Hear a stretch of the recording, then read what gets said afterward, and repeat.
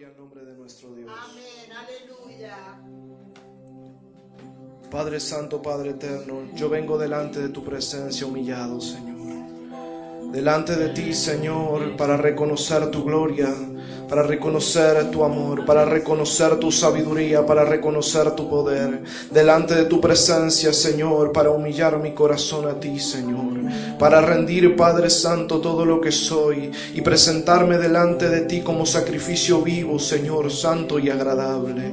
Oh, mi Dios, para que tú inundes, Señor, mi vida de tu presencia, de tu Espíritu Santo, mi Rey, para que tus palabras fluyan, Señor, por mi boca y tu gracia, Señor, se manifieste para los que aman y temen tu nombre, Señor. Oh, mi Dios, ministra cada mente y corazón. Oh, y glorifícate tú, Señor, porque ningún hombre, Señor, en la tierra, Señor, es digno, pero tú eres digno de toda gloria, de toda honra, de toda adoración, de toda alabanza. Porque tú nos has dado vida eterna, porque tú has vencido el pecado y la muerte, porque tú nos has hecho hijos y herederos, porque tú nos has hecho resplandecer en medio de tinieblas, Señor. Glorifícate, Padre, en el nombre de Jesús. Amén y amén. ¿Cuántos se gozan en el amor de Dios? Amén, aleluya.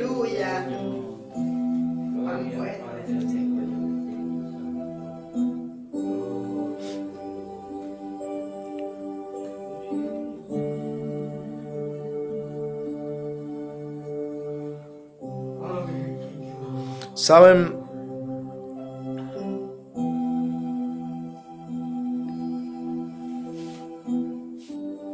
La semana pasada hablamos acerca de un tema que está en el canal de la iglesia, es mentalidad de reino. Qué bueno es saber que Jesucristo vino a predicar y a enseñar acerca del reino de Dios. Para muchos es difícil o es complejo entenderlo, pero yo pienso que cuando uno se detiene en un lugar elevado para ver, es más amplia la visión en general. Es lo que hacemos cuando subimos a lo alto de un monte para ver el horizonte, para ver lo que hay. Podemos ver el relieve, podemos ver el mapa, podemos ver el camino. ¿Sí? Amén. Así que si nosotros nos detenemos en la palabra del Señor, entendemos que cuando Dios creó al hombre, creó a un ser santo, a un ser limpio, a un ser semejante a Él. Aleluya. Con una mentalidad, con un corazón y con un pensamiento que testificaban o reflejaban la conciencia, el pensamiento y el corazón de Dios. No fue sino hasta que el hombre cayó que los pensamientos del hombre se pervirtieron, que el corazón del hombre se manchó, se ensució, que el pecado entró y comenzó a destruir y a dañar la vida del hombre, estableciendo maldición sobre las generaciones. Esto lo hemos fundamentado y argumentado a lo largo de todos estos años y puedes encontrarlo en los canales, en las redes sociales, en el canal de la iglesia. Tú vas a encontrar mensajes que hablan acerca de esto, que explican cómo se fundamenta el pecado y se instaura el pecado en el hombre.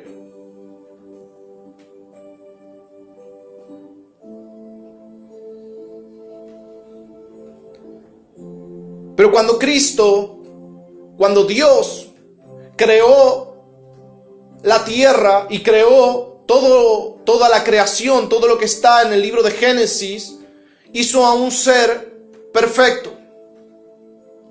Y no existía en ese entonces otra mentalidad en la tierra que no fuese la mentalidad del reino. No fue sino hasta que intervino el pecado del hombre que una mentalidad reprobada, caída, oscura, llegó a la vida del hombre, la condenación.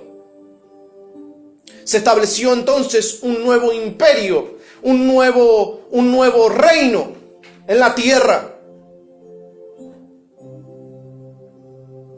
Es un reino que vino para destruir, para matar, para hurtar. Un reino que vino para cambiar todo lo que Dios había establecido en la vida del hombre. Vino para cercenar la realidad y el futuro de la humanidad. Por eso la Biblia hace una diferencia, y Dios es claro cuando diferencia entre el reino de Dios y el reino del hombre. Cuando Dios dice: vosotros estáis en la tierra, pero no sois de esta tierra. Porque la voluntad de Dios es que el hombre en Cristo adquiera una mentalidad de reino. Aleluya. De esto hablamos la semana pasada. Amén. Amén. De una mentalidad de reino. Porque hasta que el creyente no adquiera una mentalidad de reino, no puede cortar las estructuras, las cadenas, las fortalezas en su mente que lo llevan a una mentalidad de pecado, a una mentalidad reprobada, a una mentalidad caída. No puede adquirir la herencia gloriosa que Dios nos ha dado por cuanto su mente testifica contra de él.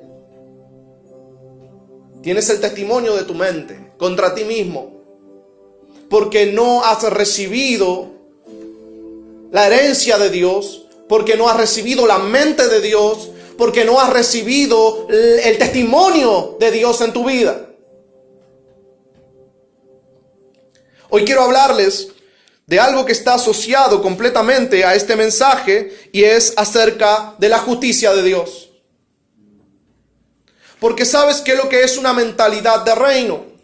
Una mentalidad de reino está completamente asociada a la mente de Dios, porque Él es el Rey. Si nosotros entendiéramos que cuando hablamos del reino de Dios, hablamos de que Él está sentado en su trono, de que Él reina, de que Él gobierna, de que Él dirige, de que no puede intervenir otro, porque Él es soberano. No hay otro poder, no hay otra autoridad, no hay otro gobierno, solo Dios. Y a nosotros los hombres nos es tan difícil entender, comprender ese esquema de poder sin pensar en la injusticia. Porque nos han enseñado que la democracia es justicia. Pero es uno de los inventos del hombre que más consecuencias negativas ha traído a la humanidad. Porque un pueblo malo siempre va a elegir gobernadores malos. Va a buscar el reflejo de su pecado en sus gobernadores.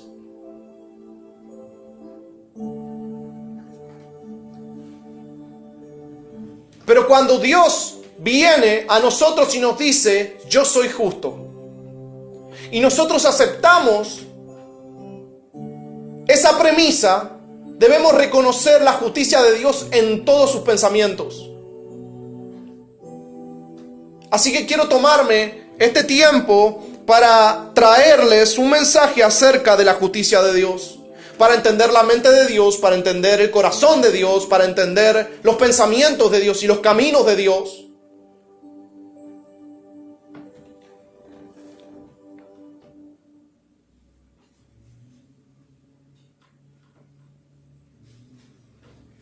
¿Sabes? El domingo pasado se habló acerca de que el reino de Dios no consiste en palabras, sino en poder.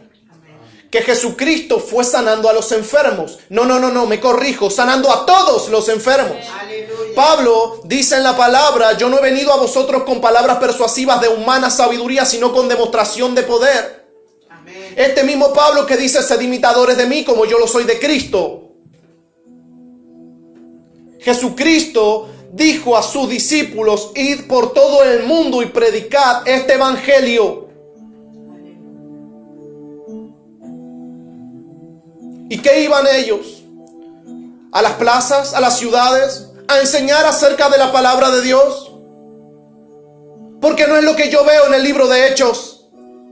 Yo veo discípulos de Dios, con poder de Dios, con autoridad de Dios, echando fuera demonios, sanando enfermos y haciendo grandes obras. Amén.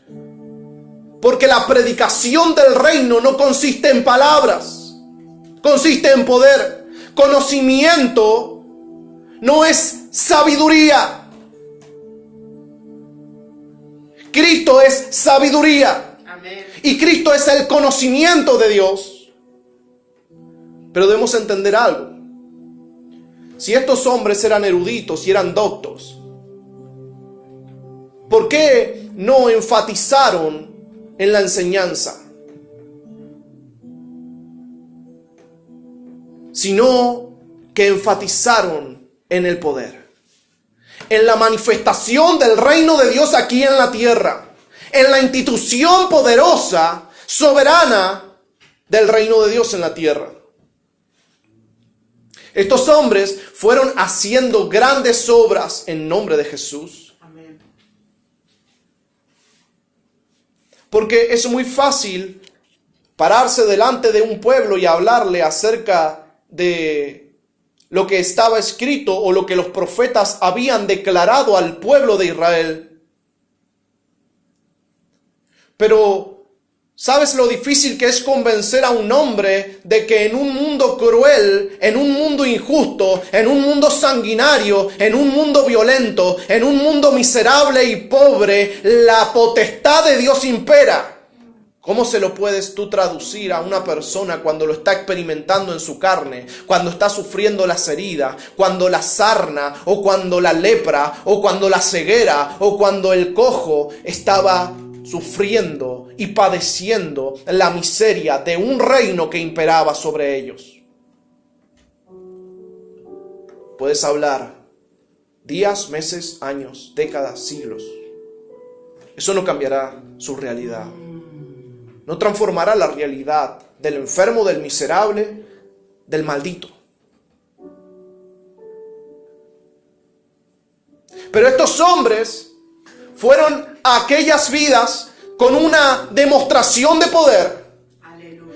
Dijeron, mira, durante años se ha enseñado acerca del poder y la gloria del Dios omnipotente, del eterno, del santo. Pero yo vengo a decirte algo. Vino Jesucristo, vino el Mesías prometido, vino a la tierra, Él pagó el precio, Él quitó nuestra condenación y ha resucitado en el poder de Dios para hacerte libre de tu enfermedad. Amén.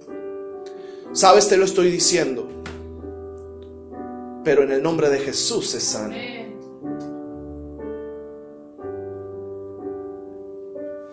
Cuando tú le demuestras a una persona que lo que enseñaban aquellos eruditos doctos en las sinagogas no tenía consistencia, sino había una manifestación, una manifestación poderosa de aquellas palabras.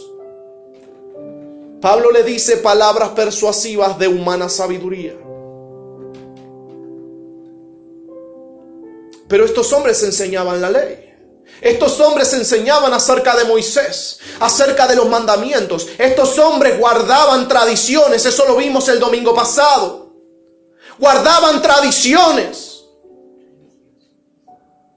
Y defendían su derecho a proteger esas tradiciones entre el pueblo, llevando a la muerte, llevando a la cruz a todos aquellos que las transgredían, apedreando a todos aquellos que no conciliaban con su doctrina. Pocas veces Jesucristo tuvo que acudir a la Escritura, porque Él es la palabra de Dios viva. Amén.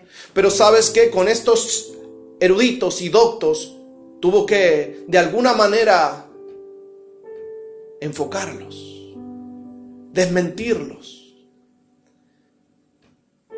Vemos a Jesús cuando fue tentado, que acudió a la palabra de Dios para echar fuera al diablo, para resistir sus argumentos, para demostrar su engaño. La misma forma mantuvo Jesucristo con aquellos fariseos, religiosos, hipócritas, hijos del diablo. La misma actitud. Lo resistió con la palabra de Dios. Pero sabes que aquellos hombres y mujeres necesitados, aquellos que estaban clamando por un poco de agua, aquellos que clamaban por un poco de comida, aquellos que sufrían en la carne el dolor y el padecimiento de un mundo cruel, de un mundo hostil y lleno de la miseria del diablo, aquello fue con milagros, con prodigios, con señales, con maravillas.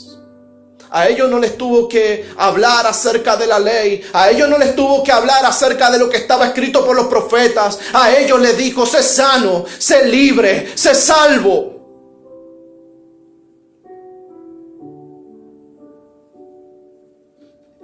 Porque no necesitaba más para convencerlos. No necesitaba más para convencerlos.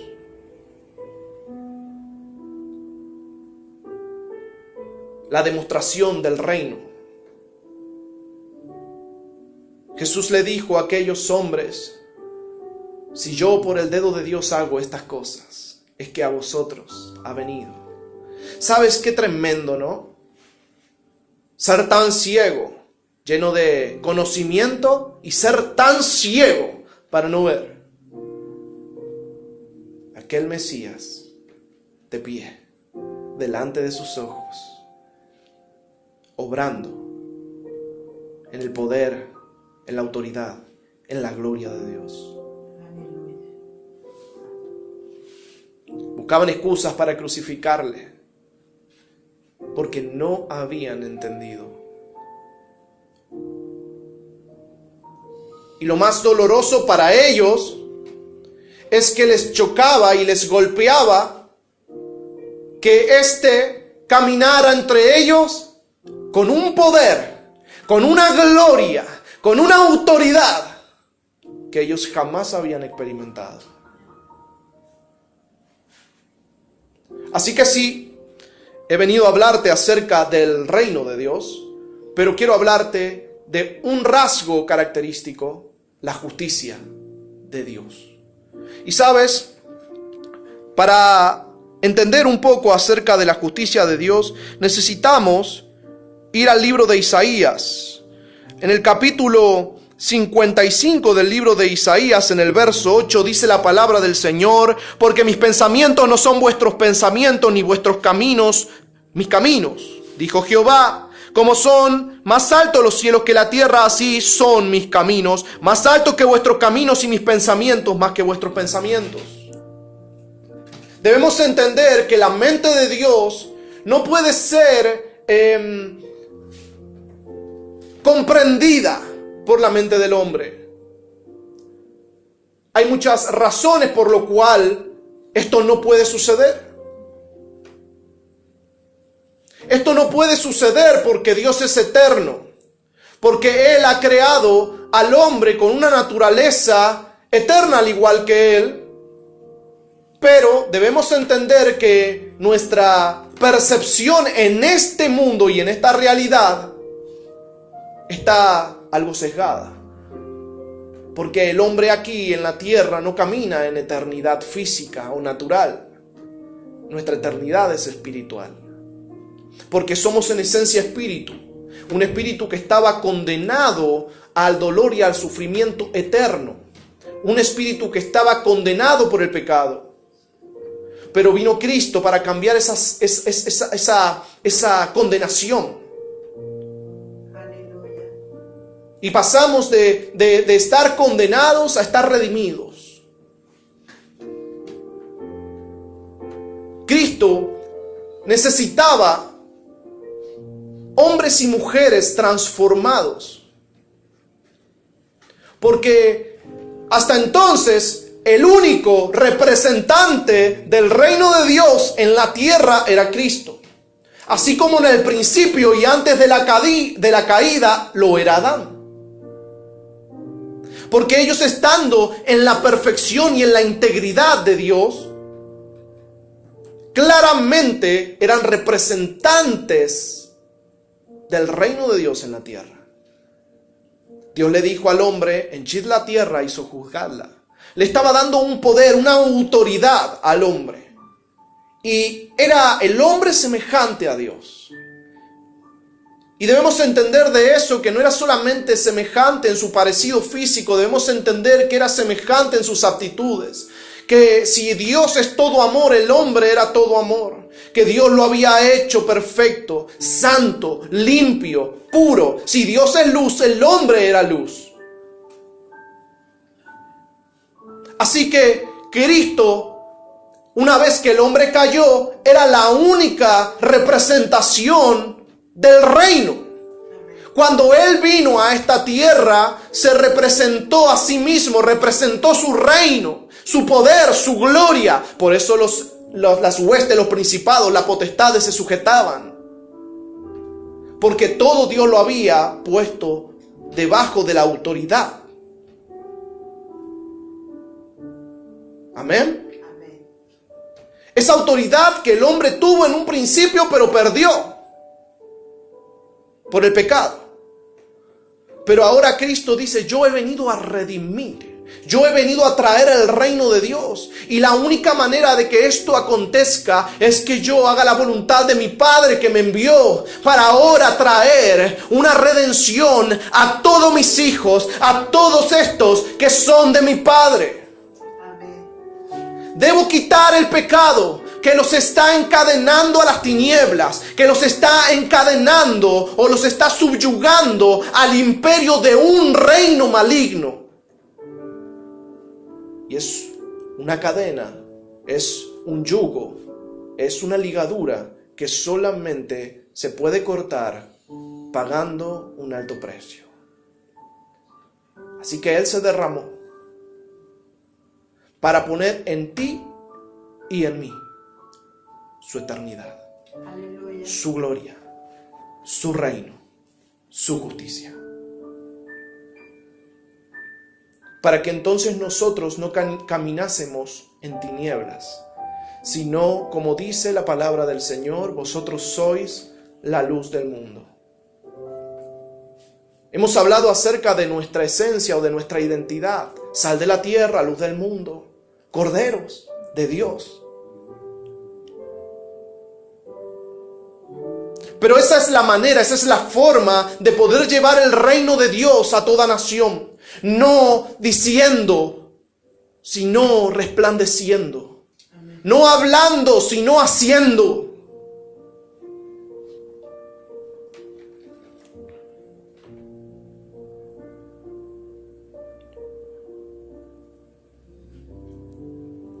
Los hombres no podemos entender completamente la mente de Dios.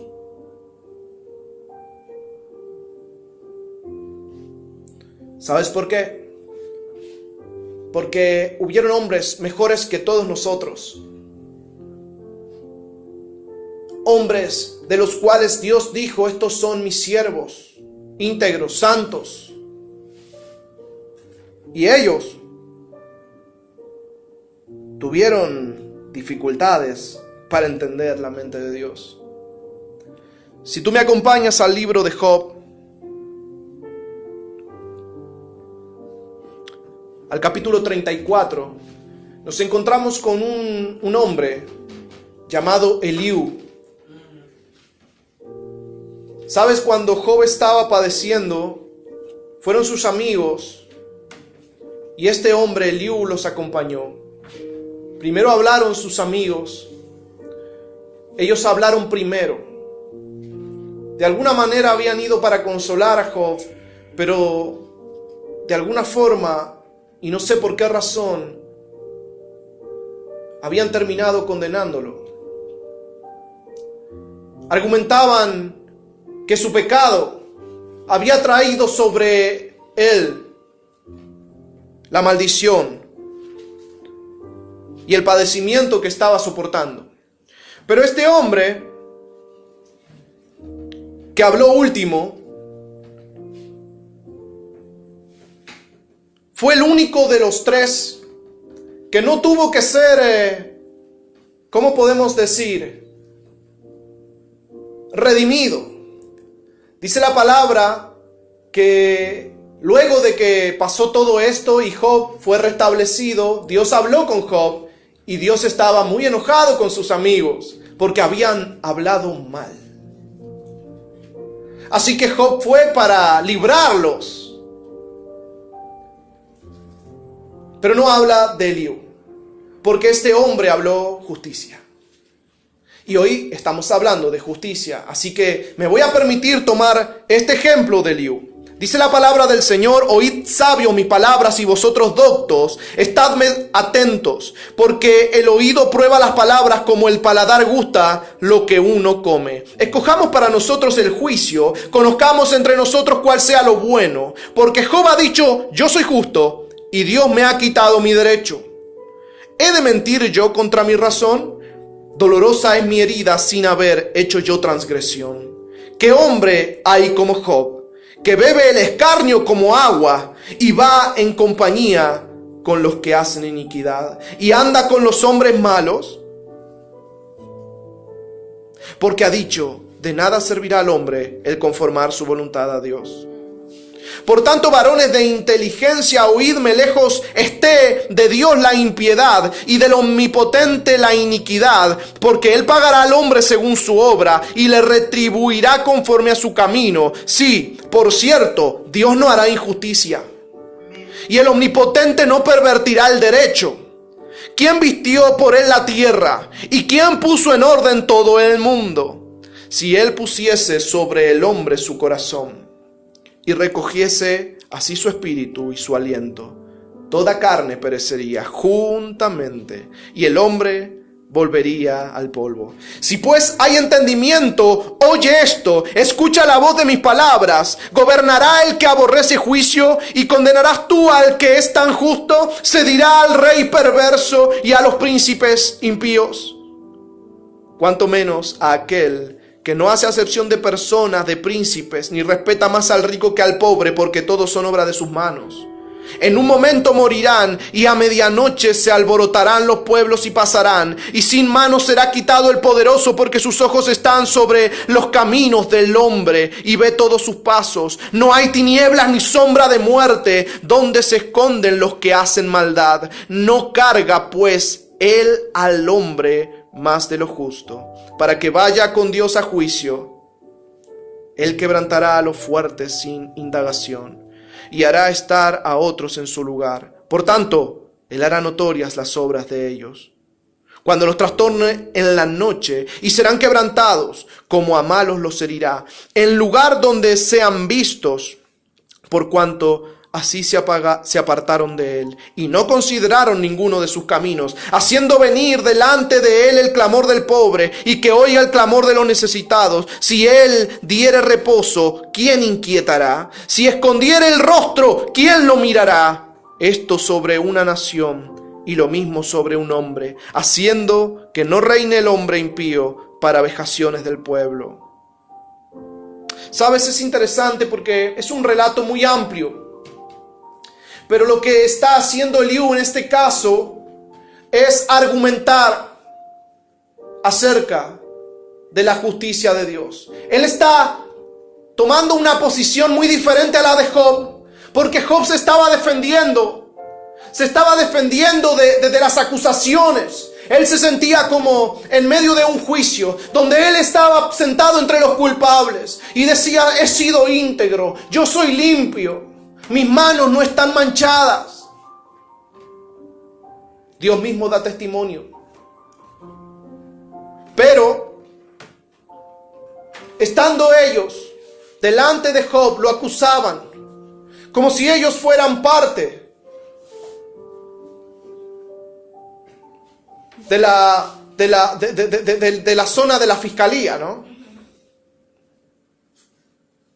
Pero este Eliú, cuando toma la palabra, dice: mira, Job, tú has argumentado tu integridad, y ellos no han podido demostrar que tú eres pecador. ¿Cómo puedo yo darle la razón a ellos o darte la razón a ti? Pero si algo tengo contra ti, Job, es que no has defendido a Dios. Es que tú no has hablado por Dios. Que Él es justo, que Él es verdadero, que Él no falla.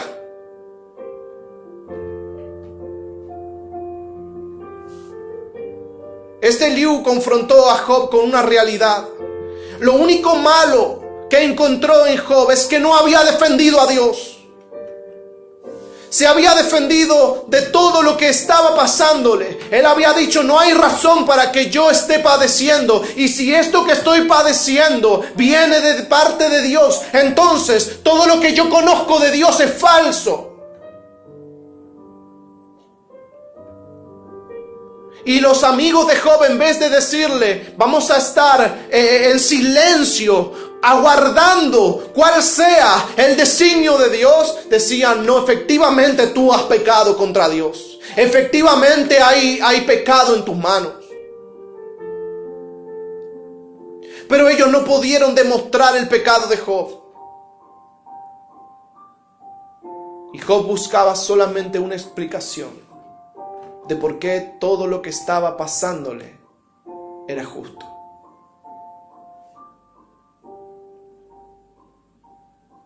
El inexplicable. ¿Por qué todo esto ha venido sobre mí?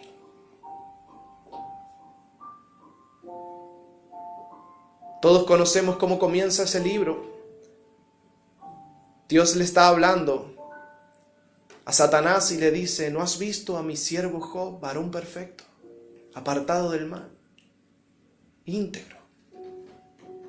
Así que todos sabemos quién era este Job.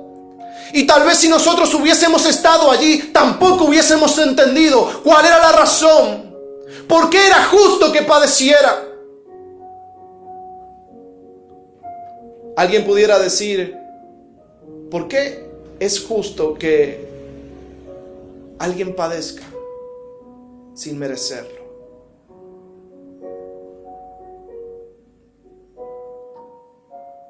Pero ¿sabes qué es interesante? Que este hombre tomó una posición. Dijo, mira Job, yo entiendo que tú estás padeciendo y que no tienes una respuesta para tu interrogación.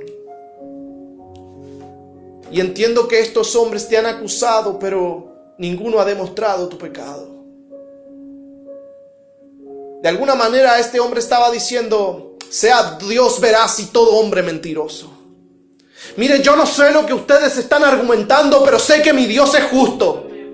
Yo no sé lo que ustedes están hablando y por qué se están explayando tanto, por qué hay tantos argumentos sobre la mesa. Yo no sé por qué son tan elocuentes, pero yo les voy a decir algo, mi Dios es justo.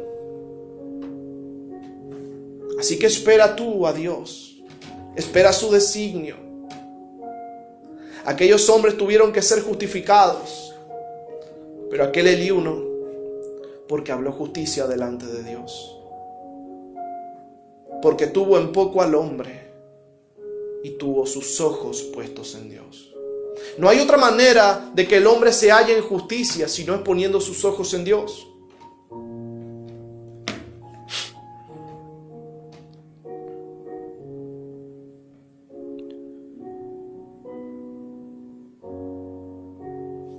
A veces uno no puede entender cuál es el motivo o la razón de la prueba. Queremos entender el porqué de las cosas. Queremos entender a Dios. En algunos aspectos podemos entenderlo, pero en otros estamos limitados. Pero si de algo estamos seguros, es que Dios es justo. Amén. Si algo nos ha enseñado este libro de Job, es que Dios es justo. Que no podemos entender por qué pasan ciertas cosas o por qué en un plano temporal suceden cosas que de alguna manera transgreden esa justicia y no lo entendemos. Pero aún en ese momento alzamos nuestras manos y decimos, gracias Señor, porque tú eres justo. Porque si eso fuese considerado injusticia, entonces ¿por qué vino Jesucristo a padecer? El justo, el limpio, el santo, el íntegro. A pagar el precio, a derramar su sangre. Tú dices, tú eres mi Dios, tú eres mi Salvador, tú eres mi Señor, pero no reconoces que aquel que fue justo padeció por ti. Pero Job no lo había visto.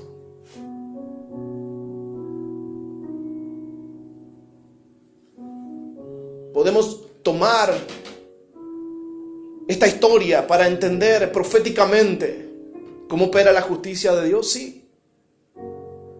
Sí, podemos hacerlo. Pero aquel Job no estaba leyendo el libro de Mateo, ni de Marcos, ni de Lucas. Este Job no había conocido a Jesucristo, sabía de que había una profecía, sabía que iba a venir un Mesías a salvarlo. De oídas te había oído, pero ahora mis ojos te ven. Aquel Job no entendió a Dios hasta que se encontró cara a cara con Dios. No entendió cuál era la razón de su padecimiento, de su dolor, de su sufrimiento. No entendió por qué pasó todo lo que pasó, pero cuando se encontró cara a cara con Dios, le dijo, tú eres justo.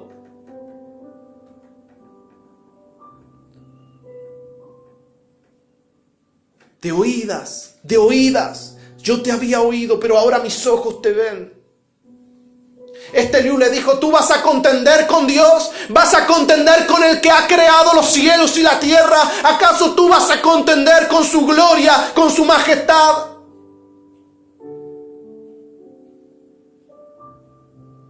Solamente te queda esperar en Él para ver la justicia de Dios manifestarse. Quiero avanzar rápidamente.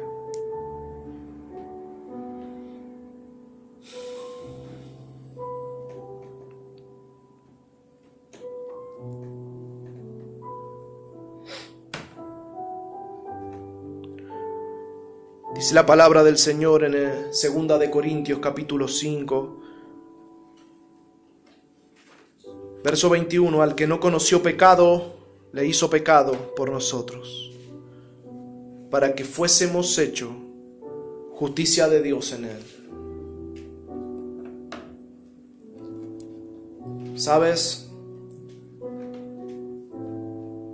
No podemos nosotros cargar a la gloria de Dios sin primero aceptar que Él nos ha hecho justicia de Dios. Eso requiere, de alguna manera, reconocer que Dios es veraz y tú eres un mentiroso. Eso requiere reconocer que si Dios te está diciendo tú eres justo, tú no puedes decirle, Señor, pero yo soy pecador. Requiere que tú reconozcas cuál es tu esencia espiritual y trasciendas a tu padecimiento y tu necesidad actual. Si vivimos naturalmente, ¿cómo vamos a experimentar esa naturaleza divina? Si solamente vivimos naturalmente, vamos a decir, ¿y por qué tengo que enfermarme? ¿Y por qué tienen que dolerme estas cosas? ¿Y por qué tengo que tener estos problemas? ¿Y por qué estas circunstancias? Una y otra vez van a venir los mismos cuestionamientos a tu mente y los mismos pensamientos que no provienen de Dios se van a fijar sobre el centro de tu corazón. Vas a defender tu derecho a replicar. Vas a defender tu derecho a argumentar contra Dios. ¿Por qué me pasa esto? Una vez vinieron los discípulos a Jesús y le dijeron, Señor, ¿por qué este hombre es ciego? ¿Pecaron sus padres acaso? Y Jesús dijo, no. Estas cosas han acontecido para que se manifieste la gloria, el reino, el poder de Dios. Así que en nuestro limitado entendimiento no podemos reconocer todos los patrones de comportamiento de Dios. No podemos comprender por qué obra de tal manera o de cual manera, pero sabemos que es soberano. Así que si Él quiere obrar de una forma o de otra, nosotros no somos nadie para cuestionarlo. Y aún en medio de la adversidad, debemos poner nuestros ojos en Él. Debemos mirarle y decirle: tú eres justo. ¿Acaso estaba Jesús derramando su sangre en la cruz? Estaba sufriendo el dolor de las espinas clavadas en su cráneo y el dolor de los azotes, con su rostro desfigurado, diciendo: Señor, ¿por qué me pasan estas cosas? ¿Por qué sufro yo, Señor? No, Jesús dijo: nadie me quita la vida, yo la doy. Jesús dijo: yo no vengo a cuestionar la justicia del Padre, yo vengo a cumplirla. ¿Sabes qué? Muchas veces los creyentes venimos a cuestionar la justicia de Dios. Tomamos una posición defensiva respecto a la voluntad y al criterio de Dios. Tomamos una posición defensiva respecto al argumento, a la premisa, al fundamento de Dios. Porque yo no te estoy hablando del caso de aquel que quiere torcer la voluntad de Dios, que quiere torcer la palabra de Dios. Aquellos que dicen: vamos a aceptar el matrimonio igualitario y vamos a aceptar el aborto y vamos a aceptar tanta y cuanta cosa y vamos a hablar de una supergracia para que los que persisten en pecado puedan ser salvos. Yo no te estoy hablando de esos casos, porque todos ellos dejaron de mirar a Jesús hace mucho tiempo. Dejaron de poner sus ojos en Él. Ninguno de ellos defiende la justicia de Dios. Ninguno de ellos son dignos de tomar el lugar de Eliú. Porque hablan vanidad. Porque ya se apartaron de la palabra, del fundamento. Pablo dijo: si alguien viene, aunque sea un ángel, otro vestido, diciendo que otro evangelio y predicando otra cosa de lo que nosotros ya les enseñamos, sea anatema, sea maldito.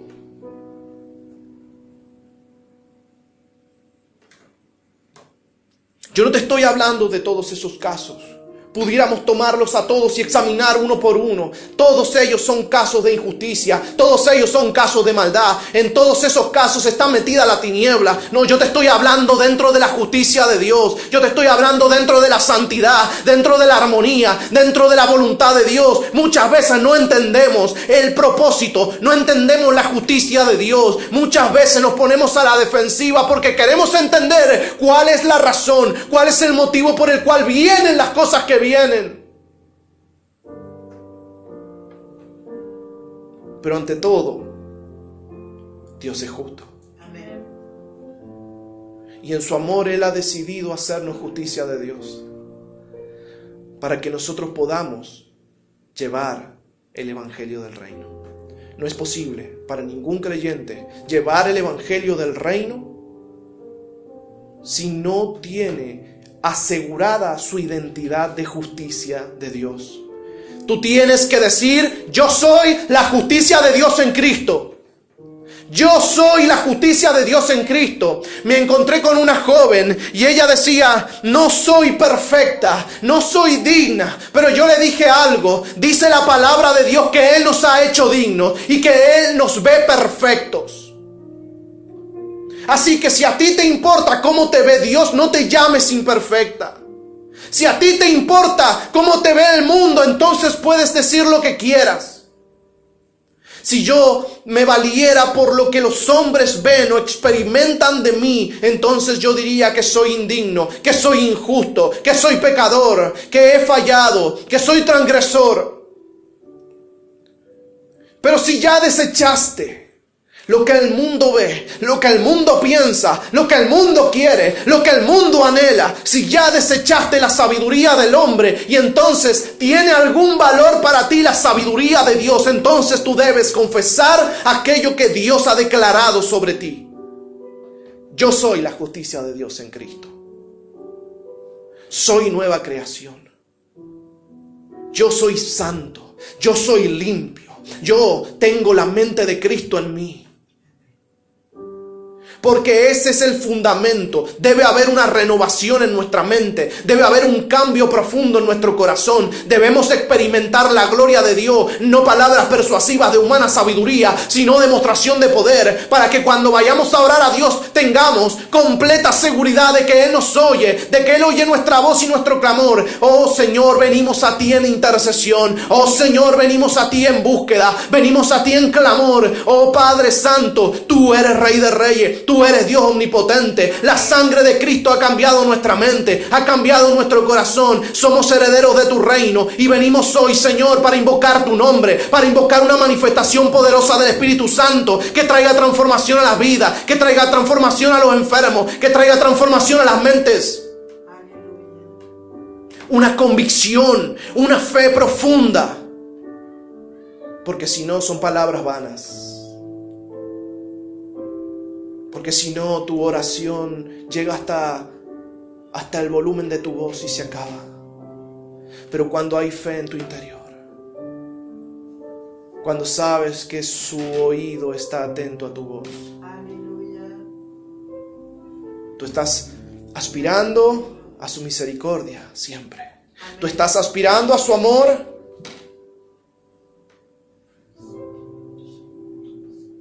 Pero la mente del mundo ya no tiene posición. Es lo único que te puede sacar del pecado. Es lo que te puede librar de la maldición generacional. ¿Repetir el pecado? ¿Que se repita la historia? ¿Cuántas personas lo han vivido?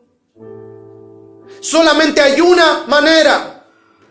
Es comprender que Jesucristo quebró la maldición. Tú puedes orar 1000 oraciones, tú puedes reprender a 1000 legiones si quieres, pero si tú no caminas en la revelación de que Cristo quebró la maldición, de que Cristo rompió las cadenas que te ataban al futuro que había escrito una generación para ti, vas a padecer los mismos errores y vas a caer en las mismas transgresiones. Tus antepasados van a haber logrado el objetivo. Su pecado se habrá escrito en tu corazón y hará que tú tropieces y caigas. Pero cuando tú tomas el control de tu vida, cuando tú dices, Señor, tu palabra dice que tú quebraste la maldición del pecado. Oh Señor, y los pecados de mis antepasados no tienen poder sobre mí, porque no vivo yo, Cristo vive en mí. Porque aquel hombre que un día fui murió y fue sepultado en aquel bautisterio. Porque aquel hombre que un día fui ya no es, y ahora Cristo vive en mí, su mente vive en mí. No voy a caminar en los mismos errores, no voy a caminar en las mismas transgresiones. Yo no voy a sufrir el mismo futuro que ellos sufrieron, porque voy a resplandecer en la gloria de Cristo. Y lo que voy a manifestar es lo mismo que Cristo manifestó, porque esa es la herencia que ahora tengo. La herencia generacional se quiebra, se rompe, y ahora la herencia de Cristo se manifiesta. Así que las cosas que Él cometió, que Él hizo, aquellas en las que Él se manifestó, son las mismas en las que nosotros podemos y debemos manifestarnos. Poder para echar fuera a los demonios. Poder para sanar a los enfermos. Porque si no, debemos tomar una tijera y cortar las páginas que están escritas en el libro.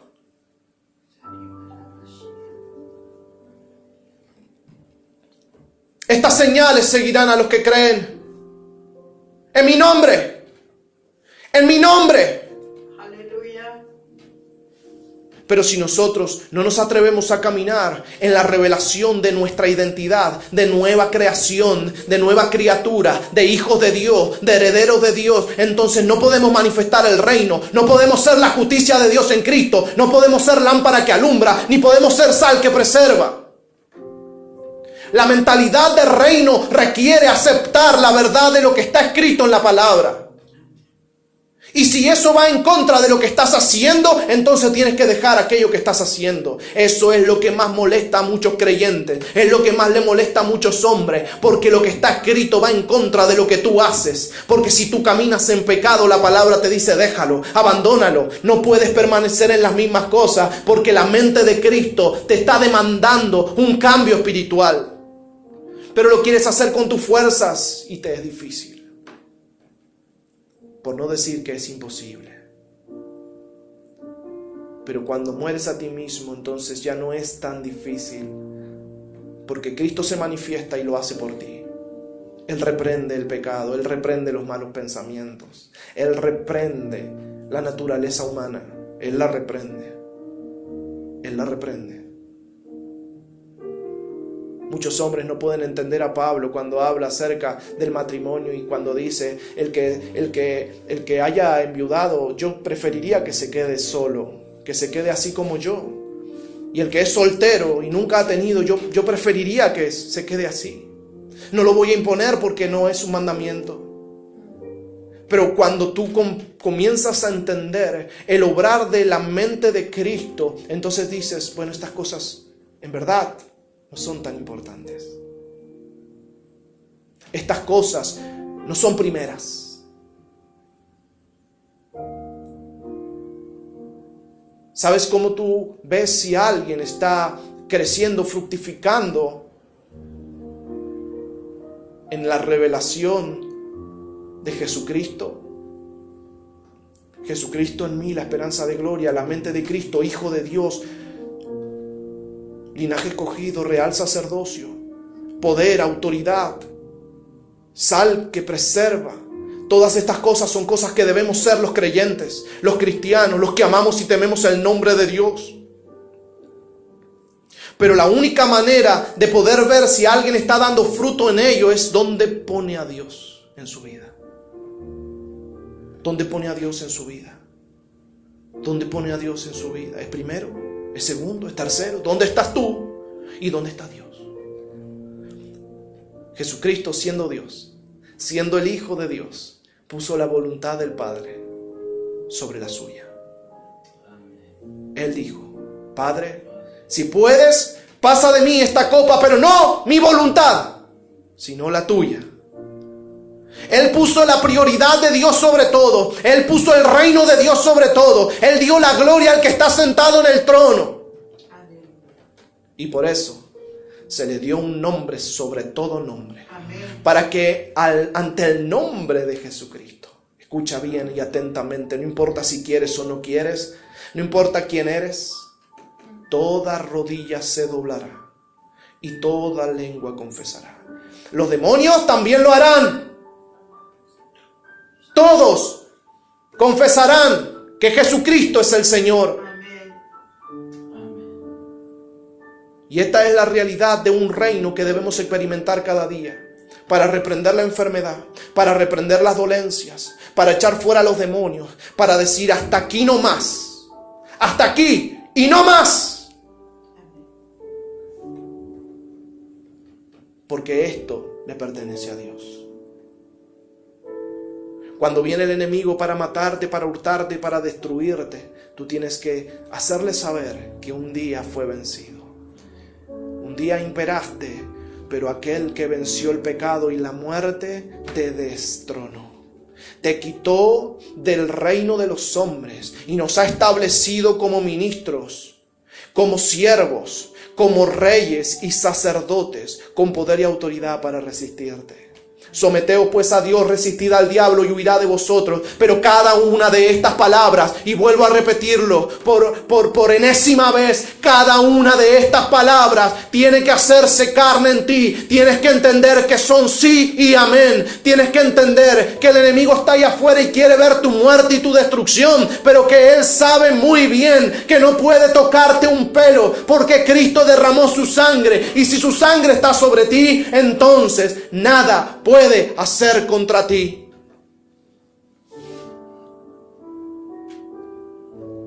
Mentalidad de reino. Pero para ello debemos caminar como la justicia de Dios en Cristo. Debemos caminar como la justicia de Dios en Cristo. para vivir una vida abundante, una vida de poder, una vida de manifestación del Espíritu Santo. ¿Sabes? Yo no tenía un mensaje claro para el día de hoy, pero yo dije, Señor, esta palabra tocó mi vida. Esta palabra ha traído un refrigerio, un refresco espiritual.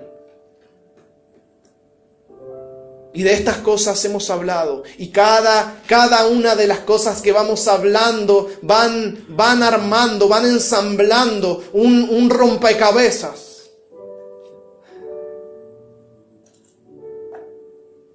Son todas cosas que van enseñando al creyente cómo vivir una vida rica y abundante. Porque Él nos ha dado una herencia y dice, vosotros, Pablo lo enseña, dice, ustedes tienen que entender las riquezas del reino. Las riquezas, las abundantes riquezas a las que tenemos acceso por medio de Cristo. Vamos al Padre, hermano, hermana, vamos al Padre a pedirle esas riquezas, a gozar de esas riquezas, a gozar de esa gloria, de ese poder, de esa autoridad, a gozar de ese favor, de ese amor perfecto, de esa unción que Él derrama para que nosotros sepamos y entendamos que el Espíritu da testimonio a nuestro espíritu que somos hijos de Dios. Hoy el mundo padece, sufre, pero créeme, su reino permanece para siempre. Y nosotros no somos de este mundo. Pero si vamos a traer un mensaje poderoso a este mundo, es justamente ese. El mundo pasará, pero el reino de Dios permanece para siempre. Amén. Vuélvete, mi hermano. Vuélvete al reino de Dios. Vuelve tu corazón a Cristo. Pon tus ojos en Él. Comprende que la justicia de Dios no puede ser contrariada por el hombre.